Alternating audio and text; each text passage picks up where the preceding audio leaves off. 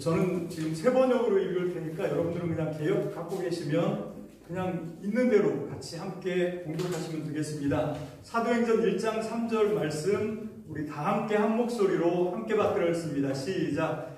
예수께서 고난을 받으신 뒤에 자기가 살아계심을 여러 가지 증거로 드러내셨습니다.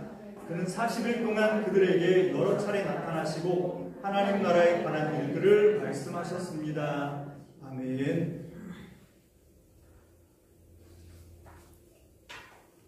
주후 30년 6월절을 딱 하루 전에 대제사장과 로마 총독 본디오 빌라도에 의해서 예수님은 십자가에 달려 죽으셨습니다. 그 예수님을 그렇게 죽음으로 몰았던 것이 그렇게 대제사장들 그리고 또 로마 총독 본디오 빌라도 뿐만 아니라 예수님을 3년 동안 따라다녔던 예수님이 너무 신뢰하고 신임해서 돈까지 맡겼던 회개의 일을 보았다고 하죠. 가룟 유다가 결국은 스승을 배신하고 은 30에 예수님을 팔았습니다. 왜지요? 가룟 유다는 도대체 왜 이걸 예수님을 팔아먹었을까요? 전통적으로 보수적인 그 성경 해석으로는 물질에 대한 욕심 때문에 예수님을 팔았다고 그러는데, 그러면 그 대가로 은 30은 좀 작지 않을까요?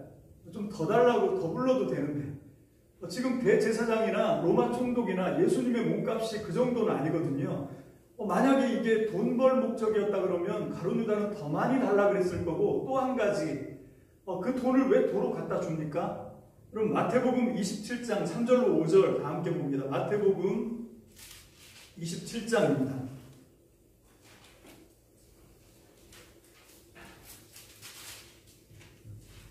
마태복음 27장 3절로부터 5절까지 말씀, 저는 역시 세 번역으로 읽고 여러분들은 그냥 갖고 계신 걸로 같이 따라서 읽으시면 되겠습니다. 다 함께 시작. 그때 예수를 넘겨준 유다는 그가 유죄 판결을 받으신 것을 보고 뉘우쳐 그 은돈 30잎을 대제사장 등과 장로들에게 돌려주고 말하였다. 내가 죄 없는 피를 팔아 넘김으로 죄를 지었소. 그러나 그들은 그것이 우리와 무슨 상관이요? 그대의 문제요? 하고 말하였다. 유다는 그 은돈을 성전에 내던지고 물러가서 스스로 목을 매달아 죽었다. 이렇게 할 이유가 없잖아요.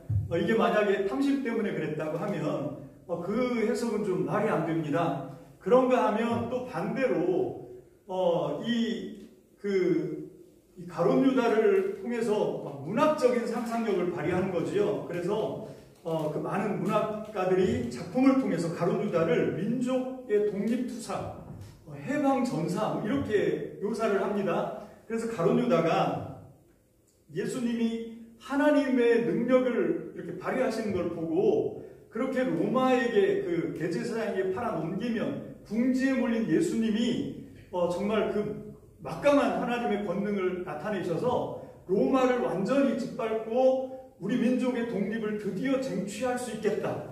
그런 계획을 하고 팔아넘겼다는 겁니다. 근데 이건 그냥 소설이지요. 사실 우리는 모릅니다. 왜 그렇게 했는지 아무도 몰라요. 가룟 유다 속에 들어갔다 온 게 아니기 때문에 가룟 유다가 도대체 왜 이랬는지는 모르지만 제가 생각할 때 분명한 건 이겁니다. 뭔가 하면 가룟 유다가 여전히 자기 중심이었다는 거예요. 자기 생각이었습니다. 그래서 자기 생각대로 안 되니까 예수님을 팔아 넘깁니다. 팔아 넘겼는데도 거기서도 자기 계획이 또 무산이 된 거지요. 그러니까 돈 갖다 도로 던져주고 결국 인생의 마지막도 자기 마음대로, 역시 자기 중심대로 자기 인생을 비극으로 종말을 맞게 되는 거지요. 이 문제는 오늘 설교 마지막에서 집중적으로 다루게 될 가장 중요한 문제라고 저는 생각을 합니다.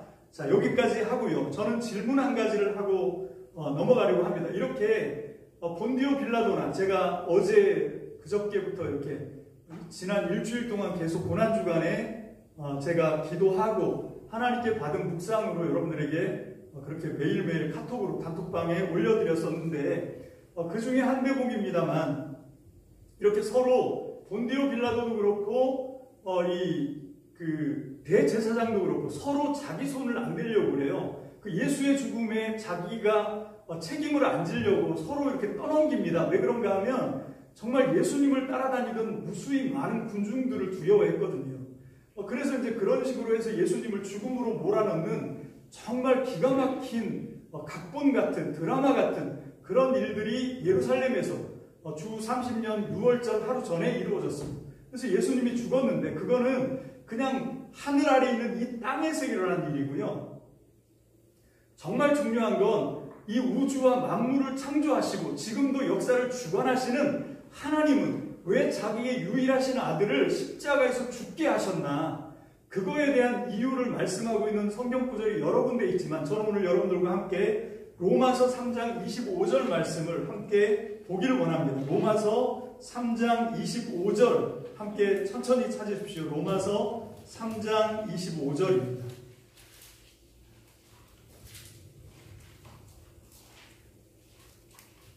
로마서 3장 25절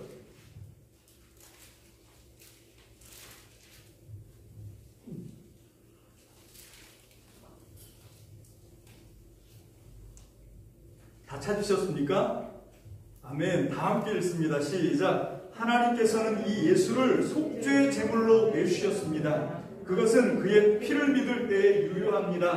하나님께서 이렇게 하신 것은 사람들이 이제까지 지은 죄를 너그럽게 보아주심으로써 자기의 의를 나타내려는 것이었습니다. 아멘. 자, 하나님께서 하나밖에 없는 유일하신 아들을 사람 몸을 입고 이 땅에 보내시고 그 예수가 십자가에서 죽게 된 이유를 뭐라고 얘기하냐면 속죄 제물이었다라고 이야기합니다. 여러분, 제가 이 사순절을 시작하면서 수요일마다 레위기 말씀을 가지고 함께 우리가 말씀을 나눴거든요. 우리가 구약의 제사하면 이상하게 로맨틱하게 생각합니다. 거기에 대한 어떤 환상 같은 걸 갖고 있어요. 여러분, 그런데 그 제사는 그렇게 로맨틱하거나 환상적이지 않습니다. 끔찍합니다. 왜 그런가 하면 그거는 그냥 짐승을 학대하고 도살하는 그런 이유가 아니고 그건 뭔가 하면 죄에 대한 하나님의 맹렬한 진노를 나타내는 그런 거거든요. 그래서 그 짐승을 누가 죽이냐면 전문도살가가 죽이는 게 아닙니다. 하나님과 죄의 문제 때문에 그걸 해결받고자 하는 제사장이 아니라 제사자가, 제사를 드려야 할 필요가 있는 사람이 자기가 소나 양을 골라가지고 와서 자기 손으로 잡습니다. 그 죽이는 것뿐만 아니라 그렇게 해서 죽인 다음에 목을 자르고 다리를 자르고 각을 뜨고 속에 있는 내장 긁어내고 껍질 벗기는 것까지 다 이 자기가 한 거예요. 이거 엄청납니다. 그 끔찍한 일을 하면서 야, 이거 죄가 만만한 게 아니구나. 내가 다시는 하나님 앞에 범죄하면 안 되겠구나. 그거를 하나님이 어떤 장치를 해놓으신 것 같아요. 그래서 세상을 살아가면서 자기 중심으로 하나님 앞에 범죄하면 안 되겠구나를 하나님께서 그렇게 하기 위해서 구약에 짐승 희생 제사를 하나님이 허락하셨거든요. 그 중에 1년에 딱 한 차례. 이제 이 이스라엘 사람들은 그 7월, 그 달력으로는 7월인데, 그 사람들의 달력으로는 7월인데, 거기는 음력을 쓰거든요. 그때가 언제쯤 되냐면 보통 10월 말에서 11월쯤이 그 사람들이 얘기하는 신년입니다. 새해. 그때가 이제 그 자기들 달력으로는 7월인데 7월 1일이 나팔절이라고 해서 나팔을 불어요. 신년새해가 됐거든요. 이제 하나님의 은혜로 우리가 하나님의 민족으로 하나님의 나라 백성으로 이제 소망의 한 해를 시작합니다 하고 나팔을 뿜 붑니다. 그리고 나서 그 해, 그 달 7월 10일이 되면 욤키푸르라고 해서 그게 대속죄일입니다. 대제사장이 1년에 딱 한 차례 지성소에 들어갈 수 있는 날이에요. 그때 그냥 맨손으로 들어가면 죽습니다. 어떻게 하냐면 이 속죄 제물인 소의 피를 받아가지고 들어가는 거예요. 그래서 그 피를 받아가지고 들어가서 피를 뿌려야 됩니다. 어디에다 뿌리냐면 시은좌라고 하는 그 속죄판 법궤의 뚜껑입니다. 그래서 그 지성소 안에 있는 언약궤, 증거궤, 법궤의 뚜껑으로 있는 두 천사가 이렇게 날개를 쭉 펴고 몸을 숙여서 이렇게 서로 맞대어 있는 그 금으로 쳐서 만든 뚜껑이 있거든요. 거기가 하나님이 임재하시고 좌정하시는 장소라고 믿었고 거기서 우리를 향한 모든 은혜가 출발을 한다. 왜? 거기 하나님이 오시니까. 그렇게 생각했던 바로 그 시은좌에 피를 뿌리는 사건, 그게 속죄 제물입니다. 지금 예수님의 죽음을 하나님은 뭐라고 규정하시냐면 이거는 사람들이 나한테 범한 죄를 다 씻기 위한 속죄의 제물로서의 죽음이다, 이렇게 말하고 있어요.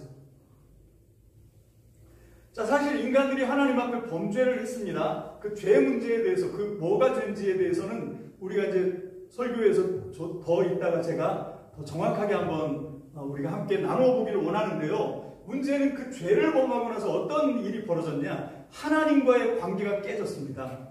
하나님과 함께 지내던 에덴 동산에서 추방을 당합니다. 하나님으로부터 쫓겨난 거죠. 천국에서 쫓겨난 겁니다. 그렇게 하고 나서 형벌이, 죄에 대한 형벌이 왔는데 어떻게 왔냐면 너는 흙이니 흙으로 돌아가야 된다. 죽음이 온 거죠. 그리고 여자들은 잉태의 고통, 해산의 고통, 남자들은 이마에 땀을 흘려 먹고 사는 그런 고통, 생존의 고통, 이런 것들이 인류에게 오게 된 것입니다. 여러분, 이게 죄의 결과예요. 죄의 결과는 고통과 사망이었습니다. 자, 그런데 이제 예수님이 속죄의 제물이 되셨습니다. 십자가에서 우리의 모든 죄를 당신이 다 담당하시고 다 짊어지시고 거기서 그 십자가에서 하나님의 진노를, 그 맹렬한 죄에 대한 진노를 자기 몸으로 다 받아내셨습니다. 그리고 다 해결하셨습니다. 테텔레스타이, 죄값은 다 치루어졌다. 주님이 그렇게 선언하시고 돌아가셨습니다. 이제 죄는 다 해결된 거예요. 자, 죄 때문에 고통이 왔습니다. 죄 때문에 죽음이 왔습니다. 그 문제 다 해결된 거예요. 하나님께로부터, 에덴 동산에서 하나님 나라로부터 추방을 당했습니다. 이제 그 문제도 해결되었습니다. 하나님께로 돌아갈 수 있는 생명의 산 길이 열렸습니다. 그게 예수님의 속죄의 희생, 십자가의 죽으심이고 십자가의 피 흘리심입니다. 믿습니까? 아멘. 그러면 굳이 부활하실 이유는 없잖아요. 오늘이 부활절인데 구태여 다시 살아나실 이유가 뭡니까? 이미 죄값은 다 치러졌습니다. 여러분, 구원이 내가 예수 믿고 내가 하나님 앞에 지었던 죄를 깨끗이 씻음받고 그리고 그 예수님의 속죄의 권능을 힘입어서 천국 가는 거라며요. 거기서 하나님과 영생을 누리는 거라며요. 십자가 죄사함의 속죄 제사를 통해서 다 이루어졌습니다.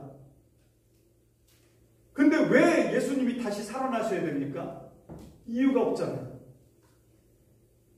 왜 예수님이 부활하셔야 되는 거예요? 이유가 없습니다.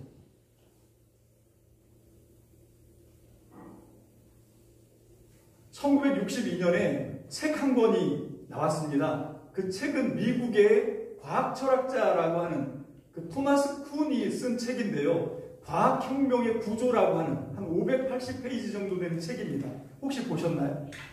저도 그냥 제목만 들었습니다.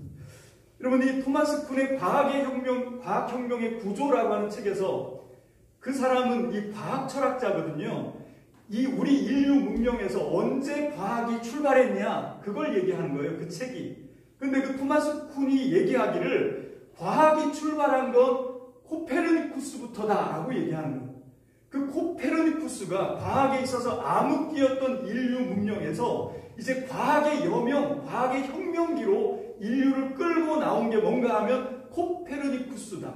이 사람은 폴란드 사람이에요. 1473년에 태어나서 1543년까지 살았던. 이분은 그 수학자에다가 약학 전문가고 경제학자고 거기다가 신학까지 했습니다. 그래서 가톨릭 사제예요. 신부로서. 근데 이분의 주종은 뭔가 하면 천문학 연구였습니다. 과학자였어요. 그 당시에 막 발명됐던 망원경을 통해서 밤하늘을 관찰하는 거예요. 그래서 정말 열심히 관측하고 그렇게 해서 발견한 천체의 어떤 움직임, 변화 이런 것들을 낱낱이 기록을 하는데 문제가 생겼습니다. 그 천체의 변화 이런 것들은 다 이제 이 망원경으로 다 살펴보고 어떻게 변화하는지는 다 알겠는데 문제가 뭔가 하면 설명이 안 돼요. 이해가 안 됩니다. 왜 이렇게 변화되는지 눈으로는 보는데 왜 이게 이렇게 변하지? 왜 별들이 이렇게 움직이지? 이게 움직이는 건 보이는데 이게 왜 이렇게 움직일 수밖에 없는지에 대한 이해와 설명이 안 되더라는 거예요. 왜? 천동설을 갖고 해석하려고 하니까. 평평한 지구에 태양과 달과 별들이 동쪽에서 떠서 서쪽으로 떨어진다고 하는 그 아리스토텔레스, 기원전 300년 전에 있었던 아리스토텔레스 때부터 그렇게 아주 철석같이 믿어왔던, 그게 진리라고 생각했던 그 천동설의 틀에서 그거를 봤는데 이게 설명이 안 되는 거예요. 그래서 그것들을 쭉 관찰을 하다가 이분이 상상을 한 거지요. 그렇죠. 로켓을 타고 올라가서 직접 볼 수는 없으니까요. 무슨 상상을 했냐면 자기가 망원경을 통해서 태양계 행성들을 다 발견을 했는데 그 행성들처럼 지구 역시 그냥 태양을 중심으로 도는 한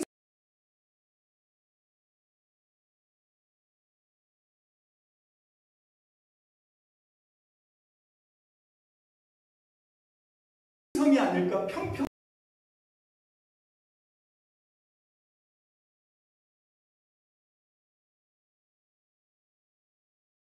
게 아니라 저 별들처럼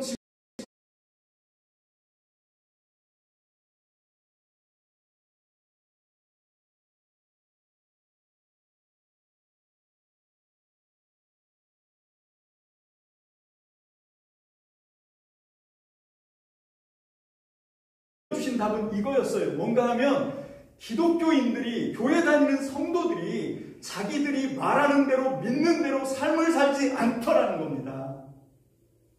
자기들이 말은 믿는 말은 멋있게 하는데 삶의 모습을 보면 전혀 아닌 거예요. 믿음과 삶이 서로 떨어져 있는 거죠. 서로 안 맞는 겁니다. 괴리가 일어나는 거예요. 그러니까 사람들이 그거를 지켜보다가 니네는 입만 살았구나. 이런 기독교라면, 이런 교회라면 우리는 여기에 소망을 가질 이유가 없지 않냐? 이렇게 얘기를 하는 거죠. 자, 그러면 한 걸음 더 들어가서 왜 그러면 우리 교회 다니는 성도들이, 왜 기독교인들이 그럼 믿음과 삶이 일치가 안 될까요? 왜 그들이 믿는 대로 말하는 대로 삶으로 옮기지를 못할까요? 그럼 원래 인간이 그렇게 연약하니까 그럴 수밖에 없어. 뭐 그런 것도 답이겠죠. 우리는 연약합니다. 육체에 있기 때문에 우리는 한계가 있고 부족하고 연약하고 투성이지요. 그런데 좋습니다. 다른 부흥회 때는 왜 그러면 정말 그런 연약한 인간들이 왜 그런 놀라운 기적 같은 삶을, 영광의 삶을 살 수가 있었냐는 거예요. 초대교회 특별히. 그 200년 박해시대 때 특별히 왜 그때 기독교인들은 오늘 우리 시대를 살고 있는 우리와는 다를까 하는 거죠. 그럼 왜 구약의 성도들은 왜 신약의 성도들하고 다를까 하는 겁니다. 그럼 그렇다면 인간은 원래 약해서 그래 말고 혹시 우리가 믿는 믿음에 근본적인 문제가 있는 거 아닐까? 우리가 이건 진리라고 생각했던 천동설이 사실은 지동설이었는데 여러분 그 틀을 바꿨더니 이해가 안 되고 설명이 안 되는 것들이 다 해결된 것처럼 어쩌면 우리도 믿음에 대해서 착각하고 잘못 생각하고 있는 부분이 없을까? 저는 그 생각을 해본 거예요. 이 부활절. 그래서 아까 질문했지요. 여러분 예수님이 십자가에서 속죄 제물로 대속의 죽음으로 죽으셔서 우리의 모든 죄 문제를 다 해결했는데 우리가 복음이라고 생각하는 우리 복음이 뭡니까? 여러분 십자가 속죄의 복음, 그게 복음 아니에요? 여러분 내가 천국 갈 수가 없고 내가 하나님과 불화하고 하나님의 진노를 받을 수밖에 없는 심판의 대상이었는데 예수님이 십자가에서 대신 죽으시고 피 흘려주심으로 우리가 예수님을 통해서 하나님과 화해하게 되고 하나님께 받아들여지게 되고 그게 우리 구원 아닙니까? 천국 갔고 이제 영생 얻었고 이제 더 이상 뭐 해결할 게 뭐가 있어요? 근데 왜 예수님이 부활하셔야 합니까? 여러분 이게 왜 그런가 하면 우리 중심으로 신앙을 생각한 결과라고 저는 생각을 하는 거예요. 여러분 그 여러 가지 이유가 있는데 그 중에 한 가지 두드러진 게 뭔가 하면 부활절 하면 트렌드로 부활절엔 이 본문이 빠질 수가 없죠. 어딥니까? 요한복음 11장 25절로 26절 말씀 외우시죠. 예수께서 말씀하시기를 나는 부활이요 생명이니 나를 믿는 사람은 죽어도 다시 살겠고 살아서 나를 믿으면 영원히 죽지 않을 것이니 이것을 네가 믿느냐? 이게 우리 부활절마다 거의 트렌드로 우리가 항상 듣고 또 외우고 하는 그 말씀 아닙니까? 그죠? 자, 그러면 이게 도대체 무슨 뜻일까? 제가 고난주간에 그 말씀을 한번 보내드렸었는데 우리는 흔히 어떤 해석의 오류를 범하냐면 26절 말씀에 살아서 나를 믿으면 영원히 죽지 않는다. 그걸 어떤 케이스라고 생각하는 거예요. 살아서 예수를 믿으면 영원히 죽지 않고 영생한다. 그거라고 하면 25절은 그러면 죽어서 예수 믿으면 다시 사는 거예요? 그럼 질문합시다. 죽어서도 믿을 수가 있나요? 말이 안 되잖아요. 어떻게 우리가 죽어서 예수를 믿습니까? 히브리서 9장 27절에 보면 사람이 한 번 죽는 것은 정해진 일이래요. 그러니까 우리가 예수를 믿어도 죽습니다. 그러니까 25절에 나는 부활이요 생명이니, 여기서 부활과 생명이 이 말씀을 해결하는 열쇠인 거예요. 먼저 뭐가 나오면 부활이 나오는 거지요. 그래서 나를 믿으면 육신의 죽음을 만나고 죽어도 다시 부활하는 거지요. 그래서 그 다음에 26절에 살아서 나를 믿으면 그건 뭔가 하면 그게 살아서인데 그게 부활과 똑같은 말인 거예요. 그러니까 25절에 나는 부활이요 생명이니 나를 믿는 사람은 죽어도 다시 살고, 연장해서 그렇게 죽어도 다시 산 부활을 통해서도 하나님과 생명 관계를 여전히 유지하고 있으면, 신뢰 관계를 여전히 유지하고 있으면 영원히 사는 거다, 이렇게 말씀하신 거거든요. 그게 부활이고 생명인 거예요. 근데 잘 보십시오. 우리 인간의 입장에서 이 말씀을 보면 어떤 단어들이 이렇게 확확 부각이 됩니까? 어떤 단어들이 우리한테는 두드러지게 보이지? 살고 죽고, 이게 우리한테는 심각한 문제예요. 그치? 왜? 우리는 죽는 존재니까. 그래서 우리는 이 말씀을 읽으면서 나는 부활이요 생명이니 나를 믿는 사람은 죽어도 다시 살고, 살아서 나를 믿는 자는 영원히 죽지 않고 할 때 우리의 눈에 팍팍 들어오는 건 뭔가 하면 부활, 생명, 살고 죽고 영원히 살고, 이 말씀이 우리한테는 부각이 돼요.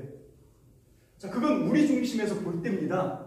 근데 이 말씀을 하신 하나님 입장에서 보면 이 요한복음 11장 25절 26절에서 하나님은 어떤 말씀에 가장 힘주어서 말씀하셨을까요? 예수님은 어떤 말씀이 예수님에게는 가장 소중하고 중요한 말씀일까요? 저는 의심하지 않습니다. 뭔가 하면 나를 믿는 사람은, 나를 믿는 사람, 두 번이나 말씀하세요. 예수님이 나는 부활이요 생명이니 나를 믿는 사람은 죽어도 살겠고, 살아서 나를 믿는 사람은 영원히 죽지 않을 것인, 이것을 네가 믿느냐? 여기서 주님이 정말 강조하고 싶은 건 뭔가, 나를 믿는 사람은이에요. 나를 믿는 사람. 맨 마지막에도 이것을 네가 믿느냐? 그 속에는 뭔가 제발 좀 믿어라 이 왼수야, 이 말씀을 하십니다. 여러분, 이건 여러분들을 향해서 하는 말이 아닙니다. 저를 두고 하는 말이에요. 제가 지금 이렇게 북받치는 거 뭔가, 요즘 제가 하나님하고 씨름하는 문제가 이겁니다. 나는 하나님을 믿는다고, 나는 그렇게 자부하고, 나는 이렇게 큰 소리를 치고, 나는 이렇게 설교도 하는데 과연 하나님이 보실 때 나는 주님을 믿는 사람일까? 뭐를 봐서 내가 하나님을 믿는 사람일까 하는 거죠. 여러분, 마지막으로 우리 로마서 1장 17절 한번 찾아보시겠습니다. 로마서 1장 17절입니다. 너무 유명한 말씀이죠. 이거 우리가 다 외우고 있는 말씀.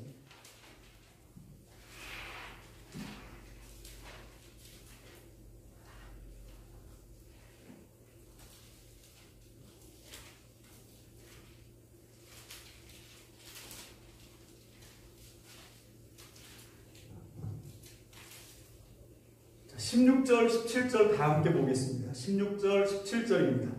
다 함께요. 시작. 나는 복음을 부끄러워하지 않습니다. 이 복음은 유대 사람을 비롯하여 그리스 사람에게 이르기까지 모든 믿는 사람을 구원하는 하나님의 능력입니다. 하나님의 의가 복음 속에 나타납니다. 이 일은 오로지 믿음에 근거하여 일어납니다. 이것은 성경에 기록한 바 의인은 믿음으로 살 것이다 한 것과 같습니다.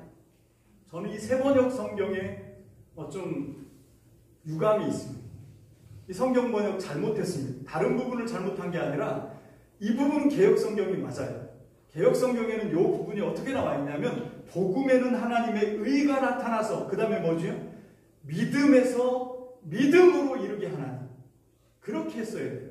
근데 이렇게 믿음이 두 번 강조되니까 이건 믿음을 강조하는 얘기구나. 그래서 오직 믿음, 오로지 믿음 이렇게 번역을 했는데 이거는 실수입니다. 이건 이렇게 번역하면 안 돼요. 이거 왜 이렇게 번역했냐면 믿음에 대한 이해가 이게 잘못돼서 그래요. 이 해석한 분이 자, 여러분 믿음. 자, 여기 17장 맨 밑에 보면 로마서 1장 17절 맨 밑에 보면 제 성경에는 세 번역인데 시옷 이렇게 되어 있습니다. 의인은 믿음으로 살 것이다. 이렇게 해놓고 시옷. 이게 뭔가 하면 하박국 2장 4절. 구약의 선지자 하박국이 쓴 짧은 하박국서의 2장 4절에 보면 거기에 이 말이 나오거든요. 의인은 오직 우리 여기 바울은 믿음으로 살리라 이렇게 인용했지만 이거 인용 잘못한 겁니다. 원문은 어떻게 되어 있습니까? 의인은 오직 그의 믿음으로 말미암아 살리라. 그러니까 의인은 그 의인의 믿음으로 산다 이렇게 쓰고 있거든요. 자, 그런데 이 히브리 원어는 의인은 그 사람, 그 의인의 믿음으로 산다 이렇게 되어 있는데 이걸 헬라어로 쓴 70인역을 가서 보면 이게 또 뒤집어져요. 어떻게 바뀌냐면 의인은 나의 믿음으로 살리라 이렇게 되어 있습니다.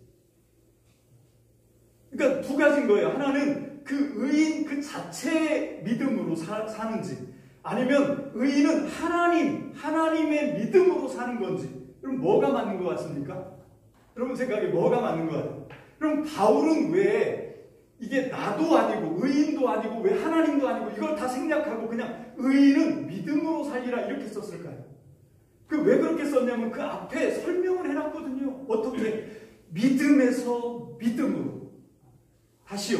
복음에는 하나님의 의가 나타나서 믿음에서 믿음에 이르게 하나님. 이거예요. 왜 믿음이 두 번 나왔을까요? 첫 번째 믿음은 뭡니까? 첫 번째 믿음은 하나님의 믿음입니다.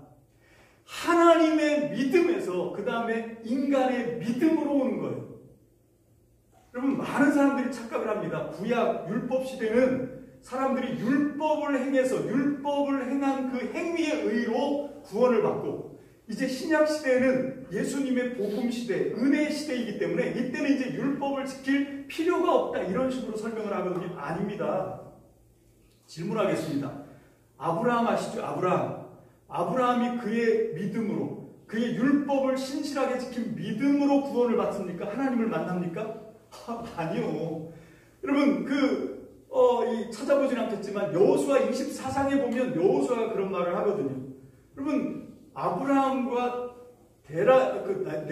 나홀의 아버지 데라가 그 메소포타미아에 있을 때 이 사람은 뭐 하던 사람이었냐면 다른 우상을 섬기던 사람이었어요. 여러분 그 미드라시에 보면 데라는 우상을 만들어 팔던 사람으로까지 나옵니다. 여러분 원래 이 아브라함의 아버지 데라는 다른 이방신을 섬기던 사람이었는데 그런데 그냥 하나님이 무작스럽게 찾아가신 거예요. 아브라함을. 그리고 야 너 본토 친척 아비집을 떠나서 나 따라와 하고 먼저 말씀하신 거지. 하나님이 하늘에서 지켜보시면서 누가 율법 잘 지키나 그땐 율법도 없었어요. 창세기 14장에 그 멜기세덱 아시죠? 히브리서 7장에도 나오는 그 멜기세덱이 살렘 왕이었거든요. 아브라함이 그돌라오멜과 그 4명의 정복자 왕들 메소포타미아에서 쳐들어온 그 왕들을 기습작전 게릴라 전략으로 해서 자기 속할 옷을 구하고 그 양탈에 갔던 모든 재물들을 다 탈취해서 돌아올 때 이 살렘 왕 멜기세덱이 나와서 맞이하거든요. 그리고 축복을 해줍니다. 그러자 아브라함이 뭘 하죠? 자기가 얻은 소득 중에 10분의 1, 11조를 최초의 11조를 갖다 바칩니다. 근데 문제는 뭔가 하면 아직 율법이 생기기도 전이에요. 그 율법이 어디서 나오냐면 그 이스라엘 야곱의 셋째 아들 레위 그 자손들 중에 하나인 모세와 아론과 요때 하나님이 주신 거죠. 십계명 그죠? 여러분 아직 나오지도 않은 그래서 거기 히브리서 7장 10절에 보면 아직 레위는 아브라함의 허리에 있었다 이렇게 얘기합니다. 아직 태어나지도 않았어요. 근데 10분의 1, 11조를 바치거든요.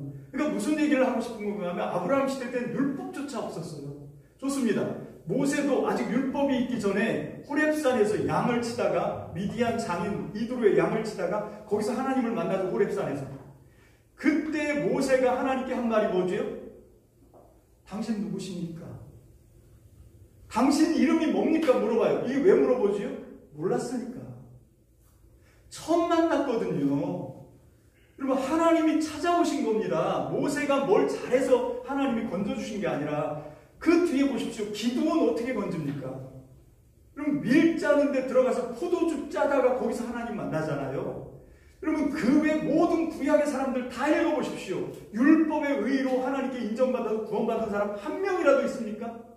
로마서 3장 10절에 뭐라고 말해요? 의인은 없나니 단 한 명도 없다. 그게 신약시대 얘기를 하는 게 아니에요. 구약 모든 역사를 통틀어서 얘기하는 겁니다. 원래 구약이든 신약이든 하나님이 먼저 우리를 믿어주시고 하나님이 먼저 찾아오시고 하나님이 먼저 당신의 신실함으로 우리와 언약을 하시는 겁니다. 믿습니까? 그게 하나님의 믿음이에요. 우리는 하나님과 언약 관계에 들어가거든요. 언약 관계를 맺으면 그 관계, 그 계약 관계에 갑과 을이 있을 거 아닙니까? 하나님이 갑이시고 그 언약에서 우리가 을인데 갑이든 을이든 그 언약 관계 안에서 요청되는 건 딱 한 가지밖에 없어요. 그게 뭡니까? 그게 에무나, 그게 믿음입니다. 그게 신실함이에요. 그럼 믿음은 그냥 내가 예수 그리스도께서 한 어떤 사실을 머릿속에서 관념으로 이렇게 했대.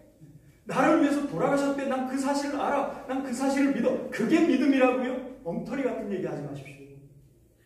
그러니까 그 나머지 부분들이 이해가 안 되는 거예요. 왜 신약에서도 내가 율법을 폐하러 온 게 아니라 율법을 완성하러 왔다 그러잖아요. 우리 한 군데만 더 찾아보면 로마서 3장 31절입니다.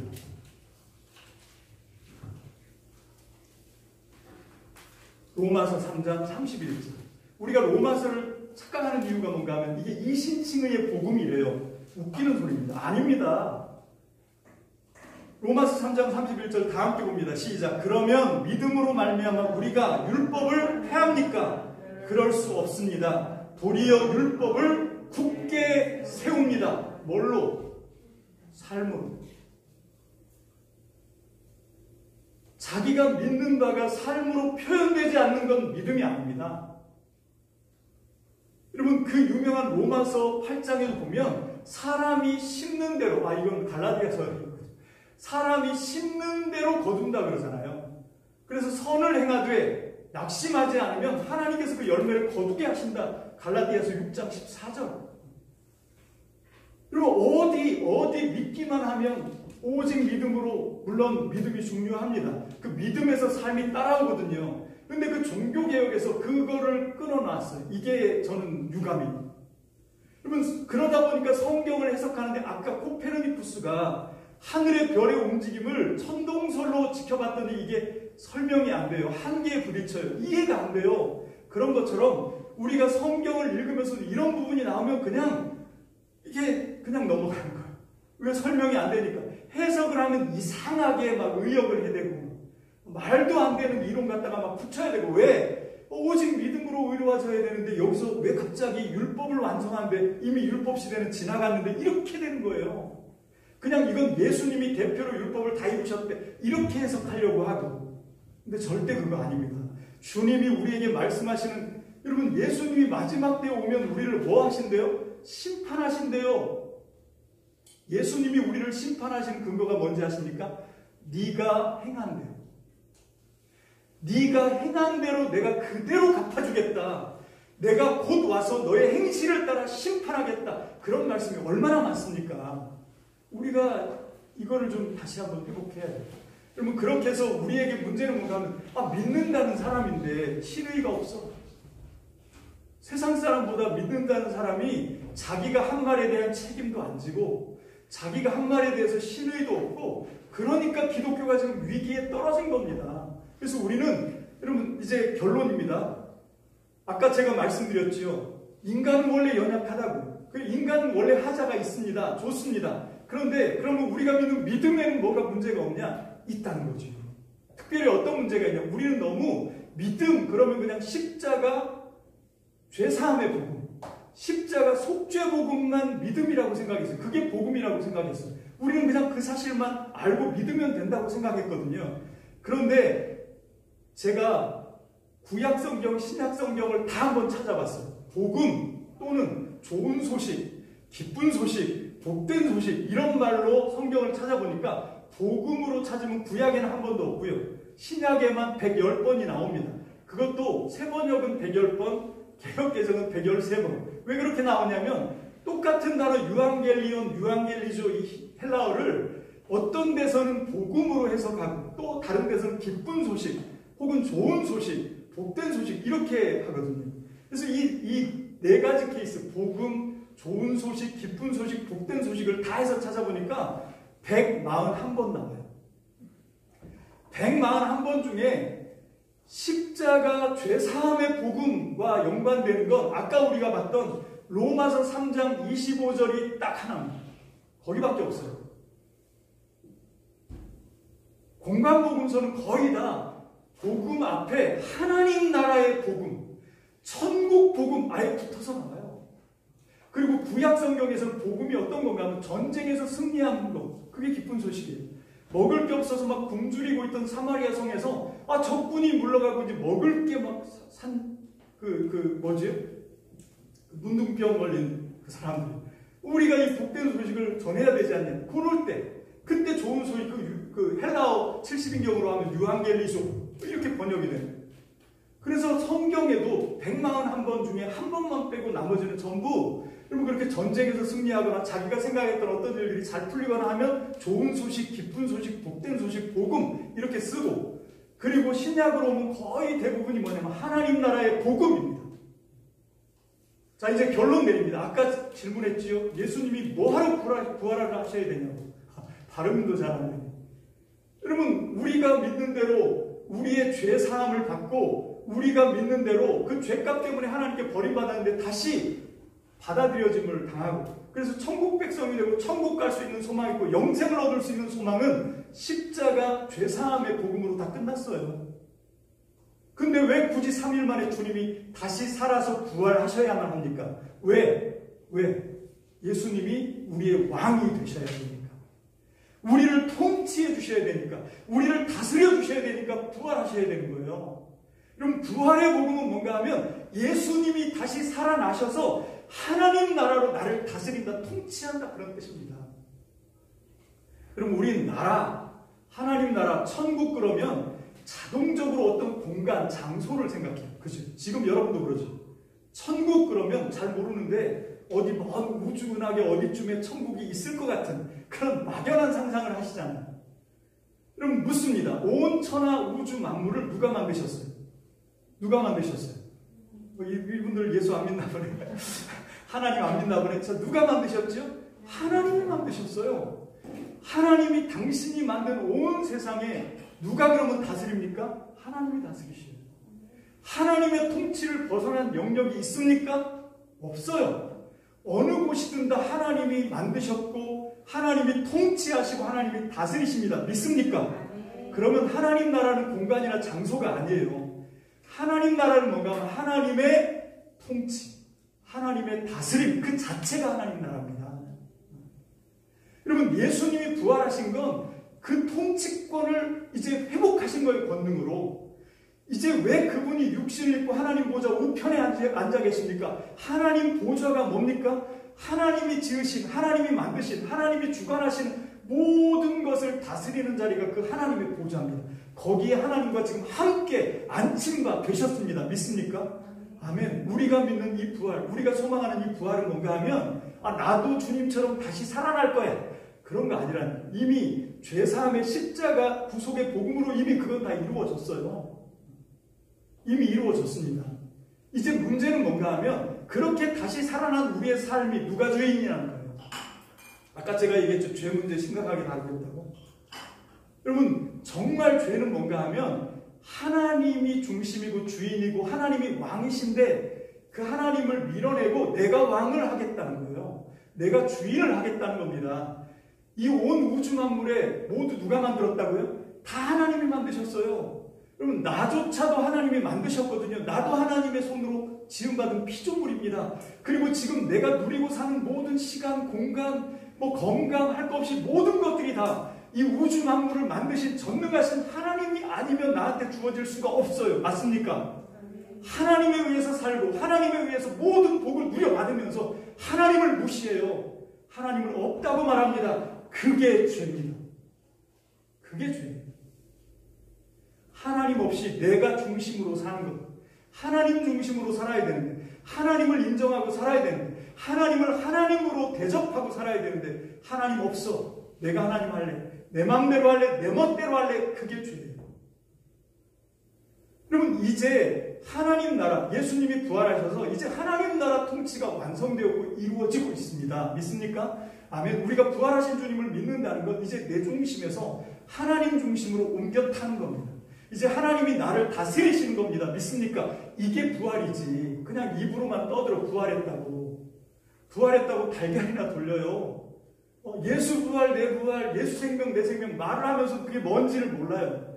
예수가 왜 다시 부활하셔야 되는지 그 이유도 깊이 생각하지 않아요. 그런데 거기서 무슨 능력이 나옵니까?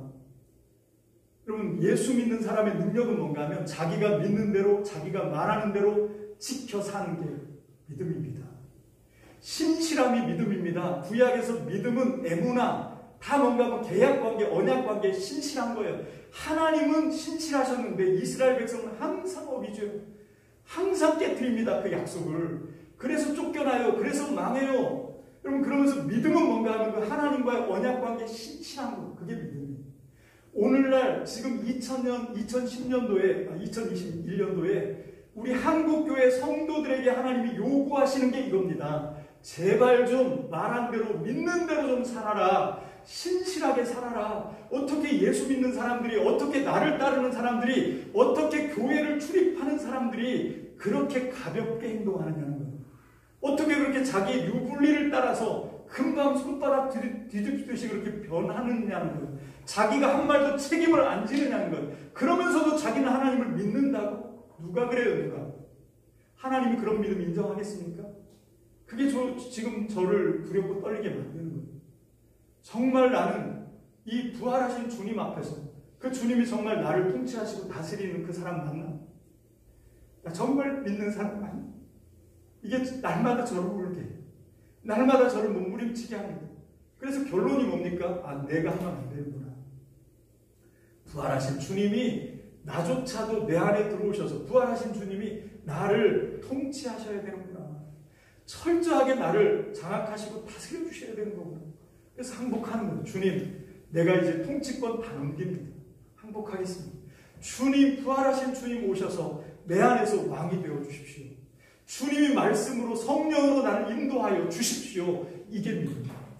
그리고 삶의 자리에서 한 걸음 한 걸음 말 하나하나 할 때마다 정말로 내가 하는 말이 아니라 정말로 내 안에 부활하시고 소망으로 살아계신 주님이 주신 말씀으로, 주님이 한 행동으로 그렇게 주님을 따라가면서 주님과 함께 승리하는 저와 여러분들 되시기를 축복합니다. 아멘. 이게 부활이고 이게 능력이고 이것이 온 세상을 구원할 하나님의 비책이라고 믿습니다. 부활하신 우리 주님, 이제는 내 안에 오셔서 나의 왕이 되어 주시옵소서 믿습니다. 감사합니다. 우리 함께 기도하겠습니다. 할렐루야. 주님 감사합니다. 정말로 죽으시고 부활하신 예수님을 믿으면서도 어떻게 이렇게 이 세상에서 우리의 믿음이 가벼운 취급을 받는지요. 어떻게 이렇게 하찮은 취급을 받는지요. 하나님, 이 모두가 우리가 믿음의 진리를 잘못 이해하고 잘못 알고 있었습니다. 모두 내 중심으로 그저 내 죄 문제만 해결하고 내가 살고 죽는 문제만 해결하고 내가 하나님 앞에 죄를 지어서 쫓겨났는데 다시 우리의 존재가, 우리의 어떤 실권이 회복되는 것만 생각했던 하나님, 그런 복음이 아니라 이제 하나님 중심으로 예수님이 이 땅에서 하셨던 일을 이제 하나님의 관점에서 다시 한번 살펴보게 하시고 하나님이 예수님을 통해서 이루기를 간절히 원하셨던 그 하나님 나라의 꿈을 이제 우리도 꿈꾸기를 원합니다. 우리도 이제 살아내기를 원합니다. 그래서 하나님, 정말로 이 세상을 두세 사람이 한 도성을 뒤집었던 것처럼 주님, 우리를 통하여 주님의 나라가 온 세상을 떨고 울게 하여 주시옵소서. 감사를 드립니다. 예수님의 이름으로 축복하며 기도합니다. 아멘. 카톡에 찬송이 몇 장이었죠?